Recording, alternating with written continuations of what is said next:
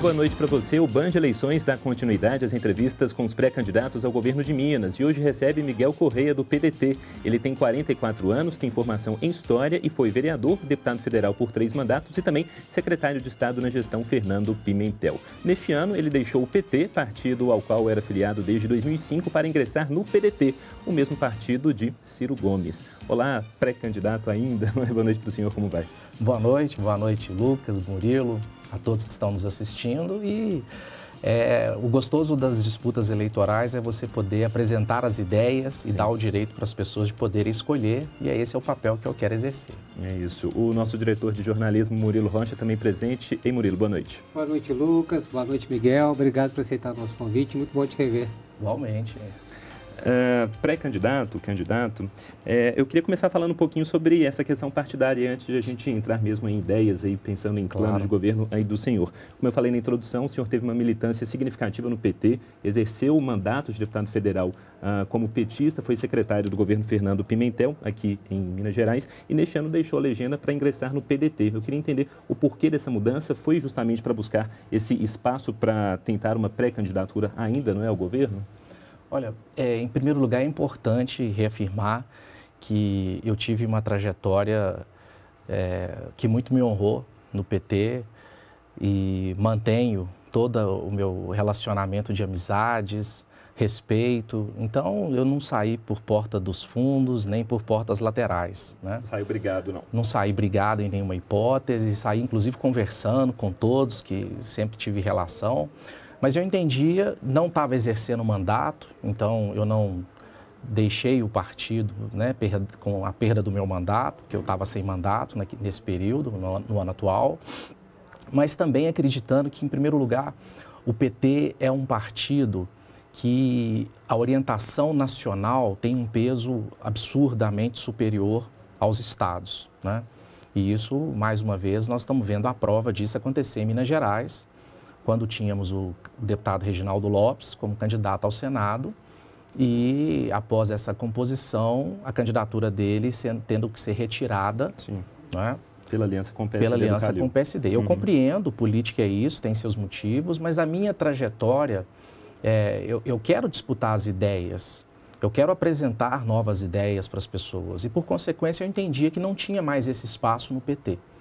E que eu queria exercer no mesmo campo político do qual sempre eu pertenci, né, que é a centro-esquerda, né, entendendo que tem um espaço muito grande para a gente modernizar, trazer ideias novas, discutir isso longamente, tanto com o presidente Lupe, quanto com o Mário Heringer, deputado e presidente estadual, e como o Ciro também.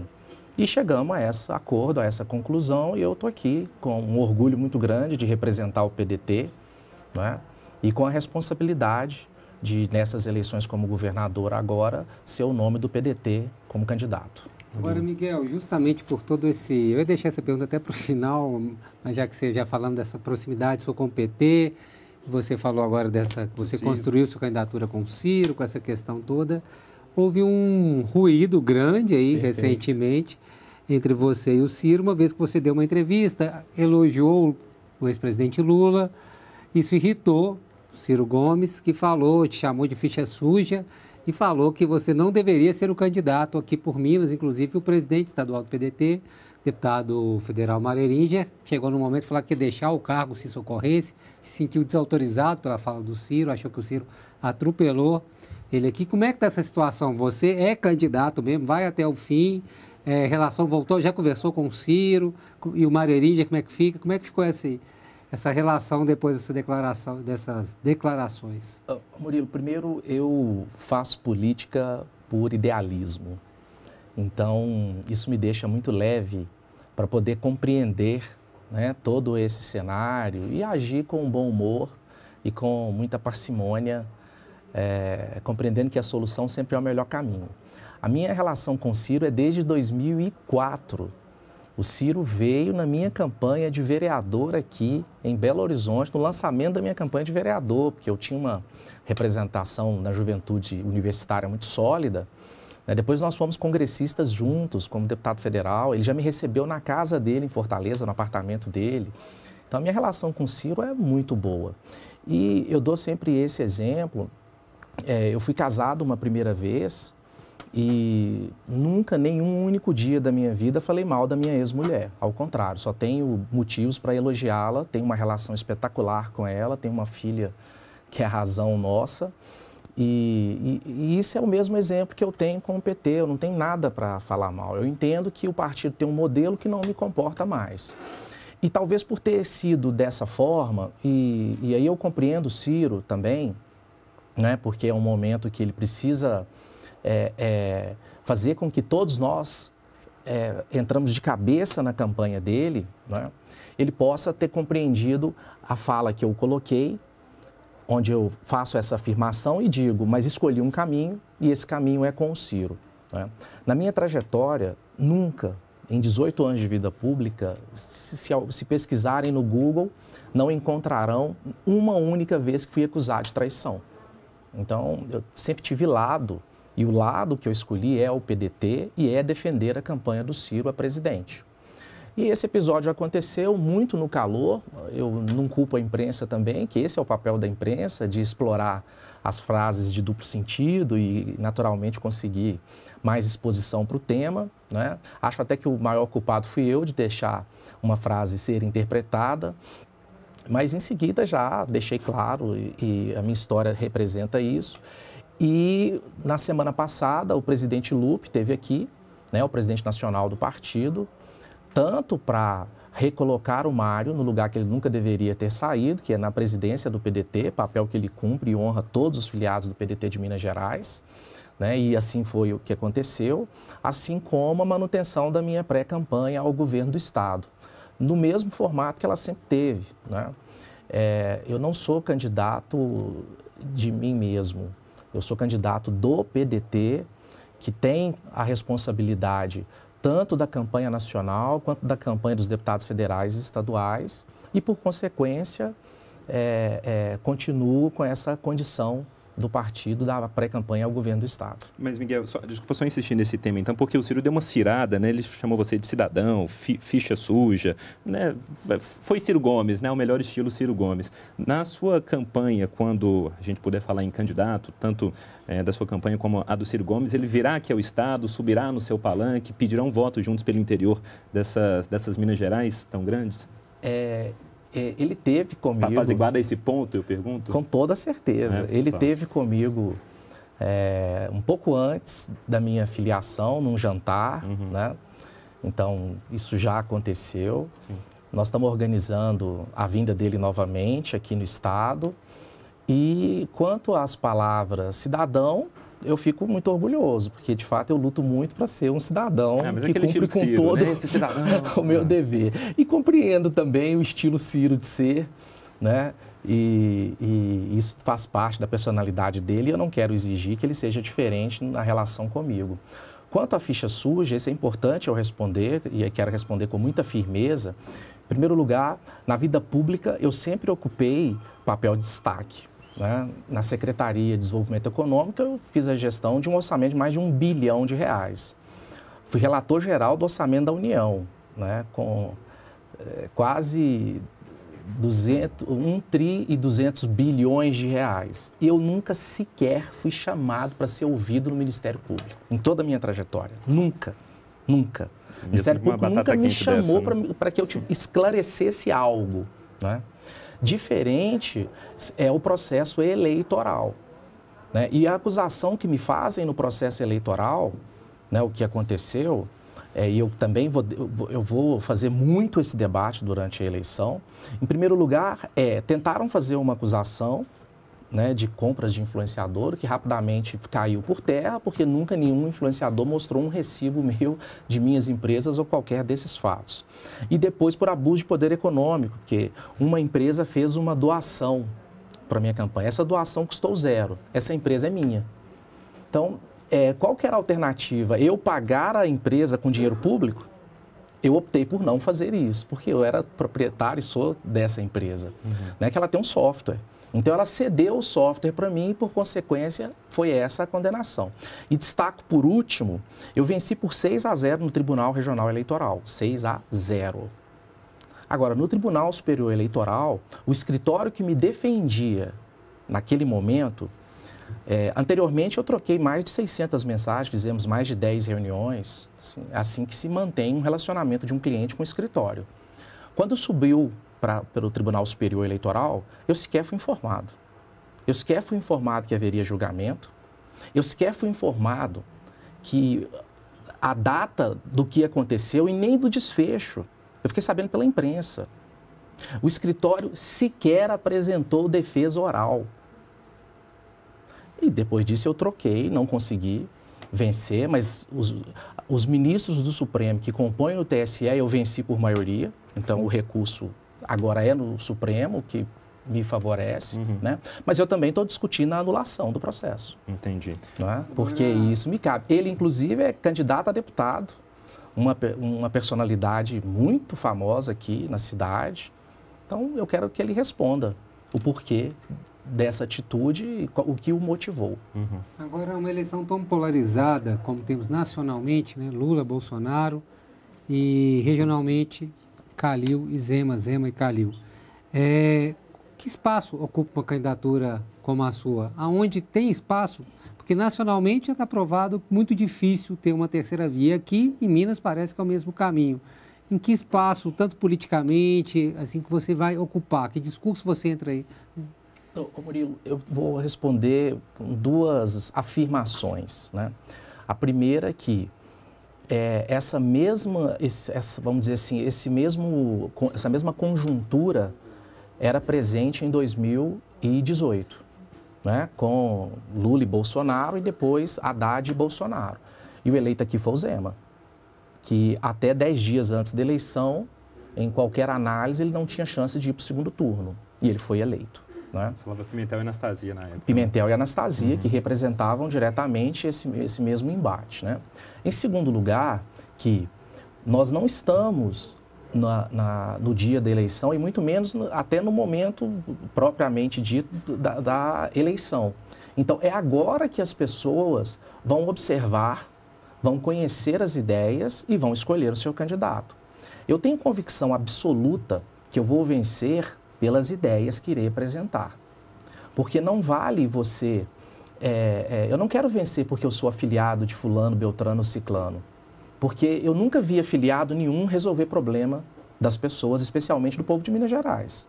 Então, eu quero vencer as eleições apresentando para as pessoas as ideias que eu tenho, a experiência que eu tenho de vida pública e as convencendo e conquistando que eu sou a melhor alternativa para ter um governo que, de fato, aposte nessas pessoas.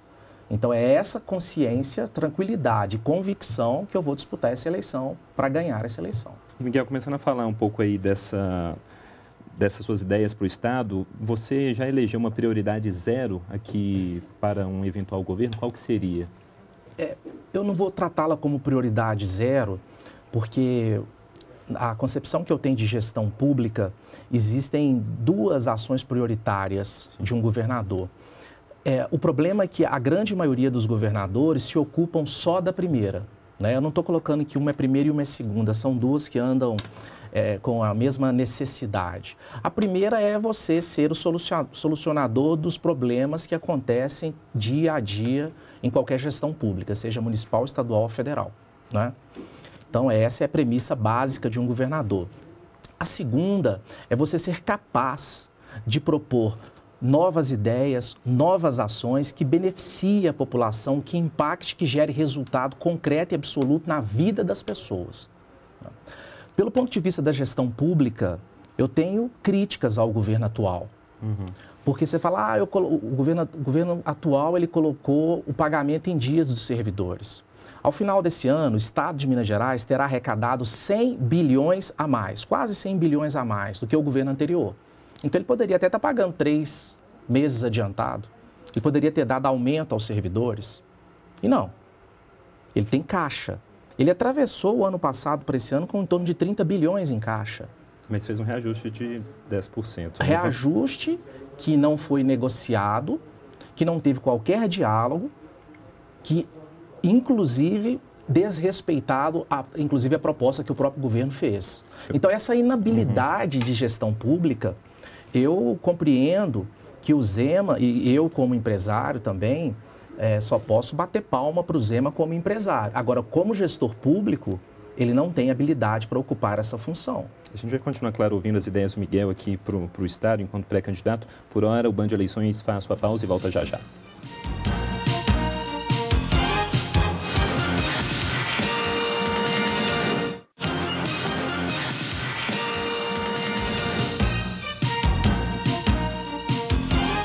De volta com o Band Eleições, que recebe hoje Miguel Correia, pré-candidato do PDT ao governo de Minas. Vamos abrir o bloco com o Murilo. Miguel, eu queria te perguntar, você terminou falando aí que, né, tem críticas ao governador Romeu Zema e as fez falando que ele teria dinheiro em caixa e tal. Mas, por outro lado, botou, sim, as finanças em dia e tal. E como fazer esse discurso fazendo você tendo sido secretário de um governo, do governo anterior, que a gente sabe, né, você pode fazer a defesa aqui, né, mas entregou o Estado, inclusive sem pagar 13º, com funcionalismo recebendo atrasado, devendo prefeitos, interior do Estado. Então, assim, com que lugar você fica para fazer essa crítica à atual gestão? E como, né, você falou aí que ele um bom empresário, mas um mau, né, não um bom gestor de contas públicas. Então, mas como fazer essa crítica tendo integrado o governo anterior ao governo Romeu Zema? Murilo, eu vou separar em duas partes. Em primeiro, o aumento da arrecadação se deve a não pagar a dívida com a União, ao aumento da arrecadação oriundo dos impostos de ICMS, do aumento dos combustíveis, que praticamente mais do que dobraram, quer dizer, a conta quem pagou disso foi a população, por isso que entrou mais dinheiro em caixa, e da energia. Então não foi uma ação estratégica organizada de inteligência que, se fosse, eu teria todo o prazer de reconhecer, né? Então não é o caso. Primeiro aspecto. Segundo aspecto, imagina um cidadão comum que recebe ali da sua família R$3.000 por mês. Então ele recebe R$3.000 por mês, ao final do ano ele tem 36 ou 39 mil de receita, contabilizando aí se ele tiver 13º, né? Uma coisa é ele receber R$39.000 e dar conta da família. Outra coisa é ele receber R$15.000 por ano e ter que dar conta dos mesmos compromissos. Então é essa comparação que eu estou fazendo. Você está falando que o governo anterior arrecadou muito menos. O governo anterior arrecadou muito menos porque pagava a dívida e pagou a maior parte dela no seu exercício, do que cabe ao seu exercício. Em segundo lugar, os preços dos combustíveis e da energia eram muito menor, o que consequentemente diminui a arrecadação por ICMS, e por isso teve um preço muito alto. Então, o Zema não é dono do aumento da arrecadação do Estado. E o aumento da arrecadação do Estado se deve ao aumento dos preços, inclusive dos próprios produtos. Como é comprar uma carne agora? Como é ir no supermercado fazer compra? Isso também está na responsabilidade dele como governador, porque também não teve nenhuma política pública de apoio ou suporte para essa população que sofreu tanto. E aí que eu quero apresentar a minha principal ideia-força, porque como governador do Estado, Murilo, eu quero colocar dinheiro no bolso das pessoas. Essa é a minha ideia-força da campanha, da forma, inclusive, mais simples. É uma proposta que impacta, mas a resposta dela é muito simples. A primeira, nós temos quase 17% de desempregados no Estado. Como secretário de Estado, e aí sim eu posso falar com muito prazer, a pasta que me cabia era a pasta de desenvolvimento econômico. Eu fui o secretário de Estado no Brasil que mais gerou empregos. Isso por diversos e diversos meses e por alguns anos eu tive esse papel e exerci essa função. Isso por qual métrica? De quantidade? CAGED. Tá. CAGED, governo federal medindo, inclusive o governo federal gerido naquele momento pelo Temer. Pelo Temer. Não é? Que é o dado oficial que o Brasil conta com ele, né? Em segundo lugar, e aí são ações simples. Por exemplo, a pandemia trouxe um monte de problemas, né? E a gestão pública atuou muito. O SUS, que eu rendo todos os meus elogios e aplausos, mostrou para a população quem é o SUS, quem é o Sistema Único de Saúde brasileiro, que a gente tem que ter orgulho disso. Mas ela trouxe algumas soluções. Exemplo dessas soluções é como as pessoas podem trabalhar da sua casa. Eu quero organizar todas as vagas que existem no Brasil e no mundo e colocar disponível essas vagas para as pessoas trabalharem na casa delas, organizadas pelo Estado de Minas Gerais. Quem que faz isso no Brasil ou no mundo, pelo ponto de vista da gestão pública? Então eu quero organizar todo o quantitativo de vagas, inclusive oferecendo o maior centro de treinamento para que essas pessoas tenham capacidade e habilidade de ocupar aquelas vagas oferecidas. Então, assim, o mundo evoluiu. O mundo evoluiu. Miguel, é isso que você coloca nas suas redes sociais. E um pouquinho Sim, mais, claro. Me perdoa, Lucas, eu vou contar uma pequena história. Quando eu assumi a secretaria, tinha uma empresa multinacional, que me permita não trazer o nome à mesa, e tinha um repasse de 120 e poucos milhões de reais para essa empresa. Ela já tinha recebido 40 e faltava em torno de 80 milhões, menos ou mais, não lembro perfeitamente. Eu fui conhecer e ver o que essa empresa entregava para o Estado. E percebi que não era nada tão substancial. Fui ao governador e falei, olha, eu não acredito que a gente deva pagar esse valor de investimento. Ele falou assim, por quê? Eu dei as minhas explicações. Ele falou assim, mas o que você sugere fazer? Eu falei, vamos investir no pequeno. Nós temos uma capacidade criativa e intelectual muito grande no Estado. Então, vamos investir em quem tem um salão de beleza, numa loja, num bar, ou na área que eu forcei muito, nas tecnologias, nas pequenas empresas de tecnologias, startups. Porque se a gente coloca 10 mil reais a mais para essa empresa, no final do ano, quem que está gerando emprego, mais empregos? Porque isso é consolidado. A pequena gera disparado mais empregos. Uhum. A grande recebe isenção de impostos. A pequena não precisa, ao contrário, ela arrecada mais impostos e devolve ao Estado esse investimento. O dinheiro da pequena circula ali no seu ambiente. Então, quem ganha? A farmácia local, o bar local, o açougue, a padaria. E a riqueza fica no Estado.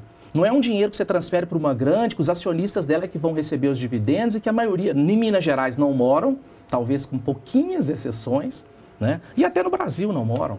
Eu acho que você começou a me responder então, porque nas suas redes sociais você fez alguns posts falando até nisso, nessa tentativa em um eventual governo, né, de incentivar esse pequeno, esse microempreendedor. Aí seria uma injeção direta de dinheiro do Tesouro Estadual na conta? Como que seria isso? São duas fontes que podem ser utilizadas. Uma eu já utilizei quando fui secretário, que é 1% constitucional desse dinheiro, né, que pertence à Secretaria de Desenvolvimento Econômico, 50% dele e 50% à FAPEMIG. Então, 50% da Secretaria de Desenvolvimento Econômico, que eu posso citar, inclusive, o que foi feito com ele antes do meu trabalho na frente da Secretaria, a construção de 3 grandes prédios gigantescos e que 2 deles sequer têm uma ocupação.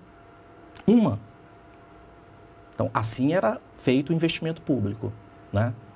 Ali você tira 500 milhões. Nós temos também a antiga Codemig, agora a Codenge, atual Codenge, que tem uma monstruosa capacidade de investimento com foco nisso, desenvolvimento da nossa economia. Nós podemos montar um fundo. Por que nós não podemos produzir energia solar? Não, a CEMIG compra energia solar de produtores privados que mesmo assim chega mais barato na casa do consumidor. É um absurdo. Então, por que a CEMIG não produz diretamente e a energia fica mais barata para o consumidor ainda mais? E faz essa operação direta, está precisando de um terceirizado com o poder, força econômica que a CEMIG tem. Então, a energia vai ser mais barata para as pessoas. Com esses 34 bilhões que estão aí, por que não pode tirar 3, 4 bilhões? 3, 4 bilhões a gente beneficia 20 mil empresas ano, com um ticket médio de investimento de 10 mil reais por mês. Não é ação social. Essa empresa tem que mostrar, e só recebe a partir disso, crescimento, aumento da sua, né, faturando mais, está vendendo mais, ela está contratando mais, e assim ela vai recebendo, período a período, cumprindo o plano de negócios dela. Agora, caso cumpra metas. Caso cumpra as metas. Tá. Por que não investir no pequeno empresário? Que sofre tanto, que tem tanto problema, tanto desafio, que paga a conta mais alta, é o que paga imposto, e o outro grande recebe dinheiro, recebe isenção fiscal e não tem o mesmo poder de gerar emprego e de gerar riqueza para o Estado como tem. E mais, essa ação vai ser imensamente concentrada também na agricultura. Então, aquele produtor rural que está tocando o seu negócio com extrema dificuldade, eu duvido que 10 mil reais a mais para ele por mês não faz uma diferença astronômica no crescimento do negócio dele. Reta final do programa, Murilo, mais uma. Miguel, você fez aí um paralelo, né, uma comparação da sua candidatura com o atual governo, Romeu Zema. Mas eu penso, o telespectador que está nos vendo em casa, pensar, mas se for para votar contra o Zema, talvez eu prefira o Calil. Então, eu queria, por que o senhor é uma posição melhor ao Zema do que o Calil? Você, Murilo, a gente é da mesma idade e estamos na estrada no mesmo tempo aí. Esse eleitor que pensa dessa forma, eu quero respeitar a decisão dele e que ele, de fato, vote no Calil, né? Agora, eu quero ter o direito de conquistar esse eleitor, Murilo. E eu não vou conquistar sendo afiliado de ninguém. Eu vou conquistar apresentando as melhores ideias, o domínio melhor da gestão pública e mostrando o que é melhor para ele. Aí eu não preciso disso. Aí, com toda certeza, eu serei a opção dele em vez do Calil. Olha, o pré-candidato já controlando bem o tempo, se preparando para o debate, respondeu no tempo correto aqui ainda. Mas, por hora, agradecendo aqui a presença do Miguel Correia, desejando, claro, sucesso aí na pré-campanha e até uma próxima oportunidade. Eu que agradeço a Band, que faz sempre essa cobertura perfeita das eleições, né? Acho que é a melhor cobertura de todo o jornalismo e imprensa. E a todos os mineiros que estão nos assistindo, um beijo no coração e vamos junto que a gente tem uma linda história para construir. Muito obrigado, Murilo. Até. Até a próxima, aguardando o candidato no nosso debate, dia 7 de agosto. Isso aí. Verdade, é isso. Já coloquei na sua agenda 7 de agosto, o primeiro debate com os candidatos ao governo de Minas. Você confere aqui na tela da Band. O Band Eleições você pode rever e compartilhar. É só você entrar lá na nossa página no YouTube, no canal Band Minas. Lembrando que nós vamos entrevistar aqui no Band Eleições e também no Entrevista Coletiva todos os pré-candidatos ao governo do Estado. Por hora, uma boa noite para você. Até.